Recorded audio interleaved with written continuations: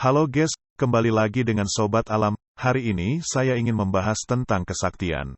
Namun sebelumnya, dimohon untuk menyimak hingga habis, agar tidak terjadi gagal paham yang akhirnya membuat Anda menambah dosa diri sendiri, hanya untuk menghujat saya. Oke. Seperti yang kita ketahui, setiap orang pasti ingin dikatakan sakti, dan kesannya pasti keren. Seseorang bisa dikatakan sakti sendiri pun bermacam-macam persepsinya.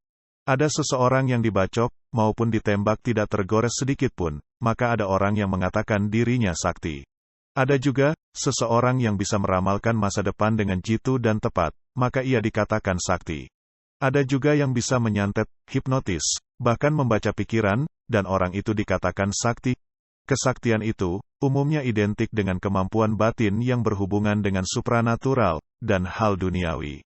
Banyak orang melakukan meditasi, melakukan ritual, melakukan lelaku, untuk mengejar suatu kesaktian. Memang, saat kita sakti melebihi orang lain, pasti akan ada rasa wow, dan juga kebanggaan tersendiri. Namun sesungguhnya, kesaktian yang bagaimana yang sebenarnya ingin kita kejar? Suatu kesaktian yang membuat kita tenarkah? Ataukah suatu kesaktian yang dapat bermanfaat bagi banyak orang dan dapat mencerahkan makhluk hidup lain? Ini menurut saya pribadi ya, mohon jangan tersinggung. Kesaktian yang sesungguhnya, adalah suatu kesaktian yang dapat memberi manfaat tidak hanya bagi diri sendiri, namun juga bermanfaat bagi orang lain dan juga alam semesta. Kebanyakan kita sakti hanya untuk memamerkannya dalam hal duniawi, untuk adu kesaktian, maupun agar terlihat keren, namun sesungguhnya kesaktian itu tidak memiliki dampak positif ke makhluk hidup lain. Suatu kesaktian yang sesungguhnya itu, harusnya dapat melenyapkan kegelapan batin, yang ada di diri sendiri dan juga yang ada dalam orang lain.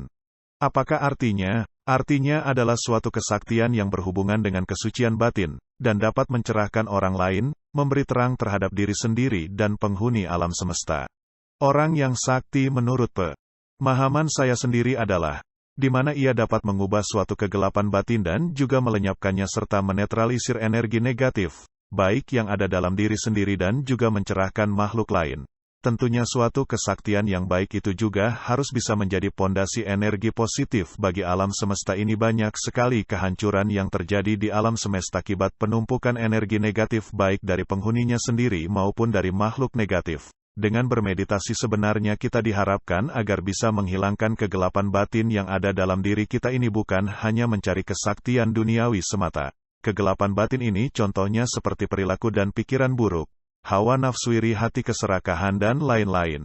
Suatu kesaktian yang sesungguhnya itu dapat melenyapkan kegelapan batin dan juga merubahnya menjadi suatu kesucian. Misalkan contoh sederhananya, kita sebelumnya adalah orang yang pemarah, memiliki nafsu berlebih dan juga serakah akan hal duniawi.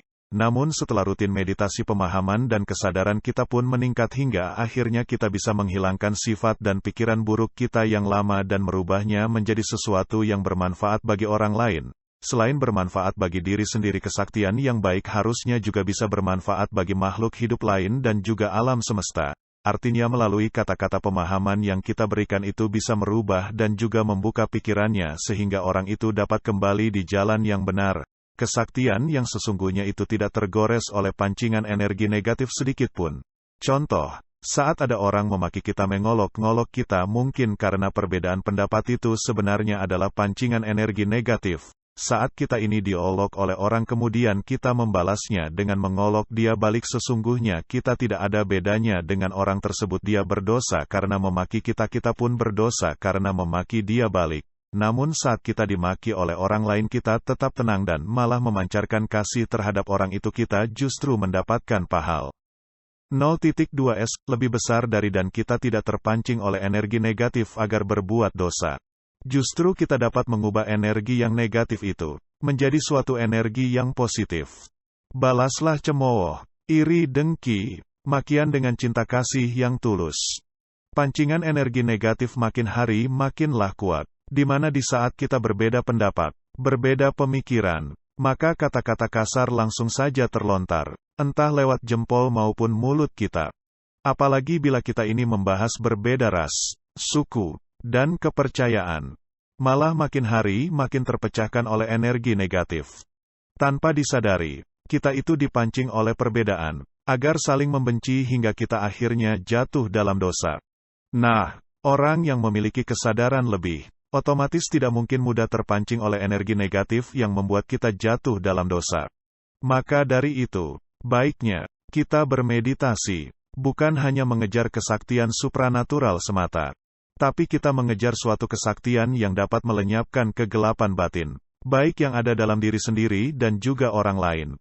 Kesaktian ini yang sesungguhnya itu, sebenarnya senada dengan ciri Satrio Piningit, bocah Angon.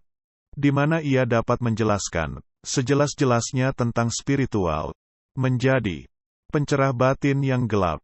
Namun kebanyakan orang, mengharap kehadiran Satria Piningit hanya dalam unsur keduniawian saja. Salah satunya mengharap harta amanah semata, maupun membawa kenikmatan duniawi yang berupa kesejahteraan.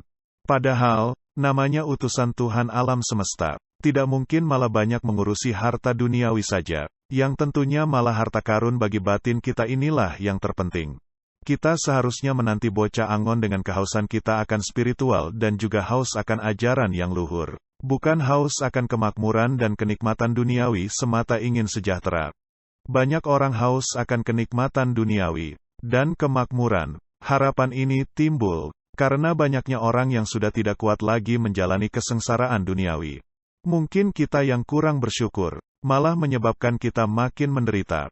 Mungkin batin kita tidak memiliki asupan rohani, makanya kita terus mengeluh saja dalam hidup. Maka dari itu, teruslah tingkatkan kesadaran diri kita dengan meditasi. Perlahan, hilangkan kegelapan batin kita dengan terus meningkatkan kesadaran jiwa. Bukan hanya meditasi, lelaku hanya untuk mencari suatu kesaktian dan ketenaran duniawi semata.